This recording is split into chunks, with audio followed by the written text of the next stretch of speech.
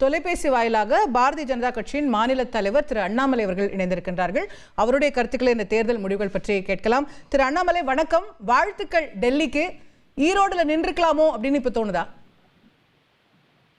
Madam, ஈரோட பொறுத்த வரைக்கும் நாங்கள் ரொம்ப தெளிவா இருந்தோம், இன்னைக்கும் தெளிவா இருக்கும் மேடம்.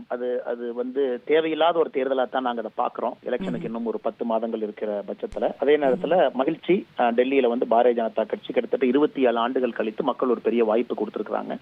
ஒரு பெரிய சந்தோஷம் எல்லாருக்கும் மேடம். சரி, டெல்லியில உங்களுடைய வெற்றிங்கிறது எதிர்கட்சி ஓட்டுகள் பிரிந்ததனால் கிடைத்த வெற்றி அப்படிங்கிற ஒரு விமர்சனம் இருக்கு. இதற்கு முன்பு காங்கிரசும் ஆம் ஆத்மி கட்சியும் தனித்தனியா நின்னாங்க 2020 2015. அப்ப ஆம் ஆத்மி கட்சி ஜெயிச்சாங்க. அப்ப இவங்க யாருமே அதை பத்தி எதுவுமே பேசலையா மேடம். 2015 20 அதே மாதிரி தான் களம் இருந்துச்சு. 2013 ஆம் ஆத்மி கட்சி உள்ள வந்தாங்க.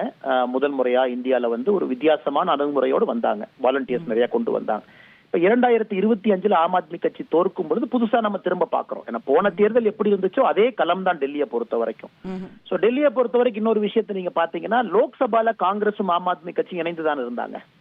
இதே ஆர்குமெண்ட் பேசுறவங்க 2024 பாராளுமன்ற தேர்தலில் 7 தொகுதியிலையும் காங்கிரஸ் ஆம் ஆத்மி கட்சியினுடைய கூட்டணி தோற்றிருக்கிறாங்க. அதனால இதை பொறுத்தவரை ஆம் ஆத்மி கட்சி 10 ஆண்டுகளாக மக்கள் பார்த்திருக்கிறாங்க அவங்களுடைய ஆட்சியை. ஒரு புதிய ஒரு மாற்றம் வேண்டும் என்று நினைத்திருக்கின்றார்கள். அதுவும் அப்படி நான் பாக்குறத விட இன்னொரு விஷயத்தையும் நான் பாக்குறேன் மேடம். டெல்லியை பொறுத்த வரைக்கும் இட்ஸ் மைக்ரோகாஸ்ம் ஆஃப் இந்தியா. எல்லா மாநிலத்தில் இருக்கக்கூடிய மக்களும் அங்க வசிக்கிறாங்க. உதாரணத்துக்கு நாம தென்னிந்தியர்கள், நார்த்ல பாத்தீங்கன்னா பூர்வஞ்சலி, ஹரியான்வி, பஞ்சாபி, அதுக்கப்புறம் இன்னும் குரூப்பா நம்முடைய பட்டியலின சமுதாய சகோதர மக்களை பார்க்கும் பொழுது அது வந்து வால்மீகி ஓட்ஸ், ஜாத்த ஓட்ஸ் பிரியுது. சோ எல்லா இடத்திலும் பாரதிய ஜனதா கட்சி முத்திரை படித்திருக்கிறது எனக்கு ஒரு பெரிய மகிழ்ச்சிங்க, ஒரு கட்சியினுடைய தொண்டனாக. ஓகே, கண்டிப்பா. ஆனா இதுல டெல்லியில நம்ம பார்க்கக்கூடிய இன்னொரு விஷயம், ஆம் ஆத்மி தன்னுடைய வாக்கு சதவீதத்தை இழக்கவில்லை. அவங்க இன்னும் 43% தன்னுடைய கோர் ஓட் பேஸ அப்படியே தக்க வைக்கிறாங்க. ஸோ இது வந்து ஒரு 10 ஆண்டுகளுக்கு பிறகு ஒரு 10 இயர் ஆன்டி இன்கம்பன்சில அவங்க இவ்வளவு எடுக்கிறதே பெருசுன்ற ஒரு பார்வை உங்களுக்கு. ஏன்னா இப்ப ஆம் ஆத்மி பொறுத்த வரைக்கும் டெல்லி மாடல் அப்படிங்கிறது அவங்களுடைய ட்ரம்ப் கார்டு எப்பொழுதுமே. இப்ப நீங்க குஜராத்ல பாத்தீங்கன்னா 4 முறை 5வது முறை ஒரு முறையும் பாரதிய ஜனதா கட்சி வாக்கு வங்கி அதிகப்படுத்துறோம். மத்திய பிரதேஷ்ல அதே தான். சோ பாரதிய ஜனதா கட்சி பாத்தீங்கன்னா 3வது முறையை தாண்டியும் நாம் இருக்கிறோம். அது எவ்வளவு கஷ்டம் மக்களுக்கு தெரியும். 2 முறை வருவது பெரிய விஷயம் இல்லை என்றாலும் 5 முறை இருக்கிறோம். இன்னைக்கு ஆம் ஆத்மி கட்சியை பொறுத்த வரைக்கும் ஒரு பக்கம் அரவிந்த் கெஜ்ரிவால் வெரி ஃபார்மிடபிள் பார்ட்டியால் எந்த ஒரு மாற்று கருத்து இல்லைங்க.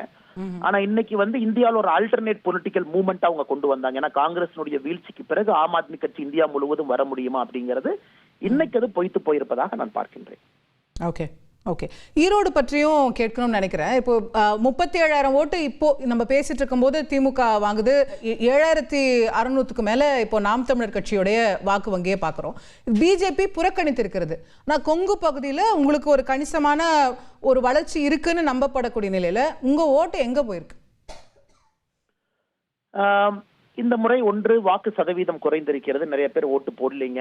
நோட்டாவுடைய வாக்கு உயரும், அது ஒரு ஆச்சரியமான விஷயம் தான். நோட்டாவை பொறுத்த வரைக்கும் ஒரு ஈரோடு மாதிரி பகுதியில நோட்டாவுடைய வளர்ச்சி அதிகம்தான். அதே 3வது பார்க்கும் பொழுது உங்களுக்கு வந்து ஒரு மக்கள் ஒரு எழுச்சி இல்லாத ஒரு தேர்தல், ஒரு ஆனந்தமாக சந்தோஷமாக நடத்தப்படாத ஒரு தேர்தல்.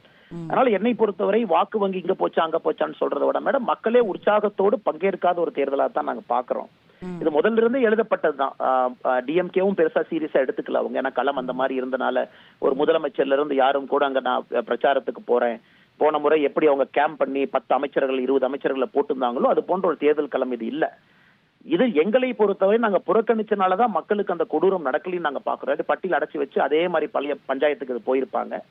இன்னைக்கு மக்கள் வந்து அவதிப்படாம அதே நேரத்துல உற்சாகத்தோடு பங்கேற்காத ஒரு தேர்தலா பார்க்கிறோம். கொடூரம் சொல்றீங்க, ஆனா நீங்கெல்லாம் போட்டிட்டு இருந்தா இன்னும் தேர்தல் திருவிழாவா இருந்திருக்குமே நினைக்கிற மக்கள் கூட இருக்காங்கல்ல. அது ஒரு பக்கம் இருந்தாலும் கூட மேடம் நாங்க பாத்துருக்கோம், நாங்க இதே களத்தை பாத்துருக்கோம் எப்படி அது இருக்கும்னு. தமிழ்நாட்டை பொறுத்த வரைக்கும் எலெக்ஷன் கமிஷன் இதற்கு முன்பு நடந்த இடைத்தேர்தல் பொறுத்த வரைக்கும் டூத்லெஸ்ஸா தான் இருந்தாங்க. பெருசா அவங்களால எதுவும் பண்ண முடியல. மக்களுக்கு வந்து அடைச்சு வச்சு பட்டியல் அந்த கொடுமை எல்லாம் நாங்க பார்த்தோம். அதாவது பிரச்சாரத்துக்கு நீங்க போனா கூட அவங்களை கூப்பிட்டு உட்கார வைக்கிறது, அடைச்சு வைக்கிறது எல்லாம். இந்த முறை அது இல்லாம நடந்திருப்பது ஒரு விதத்துல சந்தோஷமாக இருந்தாலும் உற்சாகத்தோடு ஒரு தேர்தல் நடக்கவில்லை என்பது வருத்தம் தான். ஓகே, தேர்தல் உற்சாகத்தோடு இல்லைன்னு சொல்றீங்க. இந்த தேர்தலில் ஒரு பேசு பொருளா முக்கியமா இருந்தது வந்து சீமான் அவர்கள் எழுப்பிய பெரியார் பற்றிய சர்ச்சை. அதுல உங்களுடைய ஆதரவு குரலும் கூட நீங்க வந்து அவருக்கு கொடுத்திருந்தீங்க. அது ஒரு ஊடகங்கள்ல பெருசா பேசப்பட்டது. அதோட எஃபெக்ட் அந்த அளவுக்கு பார்க்க முடியலையோ, அவருக்கு அது வாக்குகளா மாறலையோ அப்படிங்கிற பார்வை இருக்கா? மேடம், இது நான் பலமுறை சொல்றதுதான். பெரியார் அவர்களை பொறுத்தவரை பெரியாருக்காக ஓட்டு இருக்கா? பெரியார் அவரை புகழ்ந்து பேசினா ஓட்டு வருமா? இல்ல பெரியார் அவரை பத்தி யாராவது தாக்கி அவருடைய கருத்துக்களை பேசும்பொழுது ஓட்டு இந்த பக்கம் ஷிஃப்ட் ஆகுமான்னு கேட்டா அதெல்லாம் கிடையாதுங்க. அந்த காலம் தாண்டி விட்டது. பெரியார் நிறைய பேத்துக்கு பிடிக்கும், நிறைய பேத்துக்கு பிடிக்காது. இரண்டு பக்க மக்கள் இருக்கிறாங்க. அது வந்து ஓட்டை மாத்தி போட வைக்கிற அளவுக்கு அந்த வாதத்திற்கு சக்தி இருக்கான்னு கேட்டா என்னை பொறுத்தவரை இல்லை என்பதுதான் முதல்ல இருந்து நான் சொல்றதுங்க. அதனால இந்த அண்ணன் சீமான் அவர்கள் யாராக இருந்தாலும் கூட ஒரு வாதத்தை முன்னாடி வைக்கிறாங்க. ஆனா இன்னைக்கு அந்த வாதம் ரொம்ப ஓவரா போயிருச்சு அப்படிங்கறதுதான் என்னுடைய கருத்து. ஒரு மாதிரி பேச்சுக்கள்லாம் வந்து ரசபாசமாயி ஆபாச பேச்சுக்கள் அந்த அளவுக்கு அது போயிருச்சுங்க. அதனால முதல்ல இருந்து சொல்றது, ஒரு ஓட்டை ஷிஃப்ட் பண்ணக்கூடிய ஒரு பெரியார் ஆர்குமெண்ட் இல்லை என்பதை ஈரோடு உணர்த்தி இருக்கு. தொடர்ந்து அது உணர்த்துங்க. பெரியாரை தாண்டி தமிழகம் பயணித்து விட்டது என்பது என்னுடைய தனிப்பட்ட ஒரு திமுக ஆர்குமெண்ட் என்னவா இருக்கும்? நீங்க பெரியார் எதிர்த்து பேசுனீங்க பாத்தீங்களா, ஆனா அவங்க தோத்துட்டாங்க. இப்ப பெரியாருக்கான ஆதரவு தான் மக்கள் மத்தியில அதிகம், திமுகவுக்கு தான் ஓட்டு போட்டிருக்காங்கிறது அவங்களோட வாதமா இருக்கும். அப்படி திமுக நினைத்தால் அவர்களுக்கு அரசியல் தெரியவில்லை என்பதுதான் என்னுடைய கருத்துங்க. போன முறை வந்து அவங்க ஜெயிச்ச மார்ஜின் என்ன, களத்துல யாருமே இல்ல, யாருமே இல்லாத இடத்துல திராவிட முன்னேற்ற கழகம் நிக்கிறாங்க. நாம் தமிழர் கட்சி மட்டும்தான் இருந்தாங்க. அதனால இதெல்லாம் திமுகவை பொறுத்தவரை நாங்க நின்னோம், யாருமே கேம்பெயின் கூட பண்ணல, நேரா கவுண்டிங் போனோம் அப்படிங்கிற எலெக்ஷனாகத்தான் இது இருந்திருக்கணும் டெக்னிக்கலா பாத்தீங்கன்னா. அதனால இதுல வந்து மார்ஜினோ திமுக வாங்கியிருக்கக்கூடிய ஓட்டுகள்னால திராவிட மாடலை ஏத்துக்கிட்டாங்க, மக்கள் 10 மாசத்துக்கு முன்னாடி திரும்ப ஆதரவு கொடுத்திருக்காங்க, அல்லது பெரியாருடைய கருத்துக்கள் எதிர்கருத்துக்களை புறம் தள்ளி இருக்கிறாங்க அப்படிங்கிற வாதத்தை யாரும் ஏற்றுக்கொள்ள மாட்டார்கள் மேடம். ரைட். நன்றி திரு அண்ணாமலை. விரிவாக உங்கள் பார்வைகளை எங்களோடு பகிர்ந்து கொண்டதற்கு, இந்த தொகுப்பில் இணைந்ததற்கு மிக்க நன்றி. செய்திகளை உடனுக்குடன் தெரிந்து கொள்ள உடனே சப்ஸ்கிரைப் பண்ணுங்க.